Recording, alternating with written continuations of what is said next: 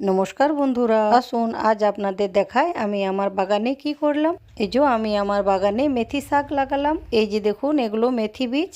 এই রান্নার কাজে যেগুলো ব্যবহার হয় ফোড়ন হিসেবে, সেই বীজগুলোই লাগালে সুন্দরভাবে গাছ হয়ে যায়। আর সেই একই প্রসেস, 4-5 দিন আগে মাটি ভালো করে খুঁড়ে ঝুরঝুরে করে নিয়েছিলাম। তার উপর ভার্মি কম্পোস্ট বা গোবর সার, নিম খোল, আর গুঁড়ো, শিংকুচি আর সর্ষের খোল গুঁড়ো দিয়ে রেখেছি। আজ আবারও আরেকবার খুঁড়ে নিলাম। তারপর এই যে মেথি বীজগুলো বালির সাথে ভালো করে মিশিয়ে নিলাম, যাতে বীজগুলো একটু ফাঁকা ফাঁকা করে পড়ে।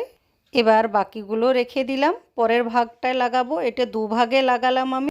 জায়গাটা অনেক বড় তো, তাই চারদিকে হাত পৌঁছাবে না সব মাটি তল উপর করতে, সেই জন্য এইভাবে লাগালাম। এবারে মাটি তল উপর করে বীজ খানিকটা তলে করে দিলাম, তার উপর জল দিয়ে দিলাম, ব্যাস লাগানো হয়ে গেল। এইভাবেই বাকি অংশটা আমি লাগিয়ে নিলাম। এই মেথি বীজ লাগানো 2-3 দিন পরই গাছ বেরিয়ে যায়। তারপর আবারও 15-20 দিন রাখলে মেথি শাক খাওয়ার জন্য প্রস্তুত হয়ে যাবে। মাঝে মধ্যে জল দিতে হবে বাস।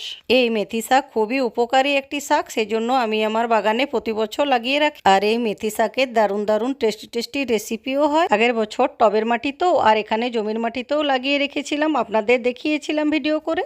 আপনারাও ঠিক এইভাবে আপনাদের বাগানে জমির মাটিতে বা টবের মাটিতে মেথি শাক লাগিয়ে নেবেন, দারুণ হয়। আচ্ছা, বাই, হ্যাপি গার্ডেনিং।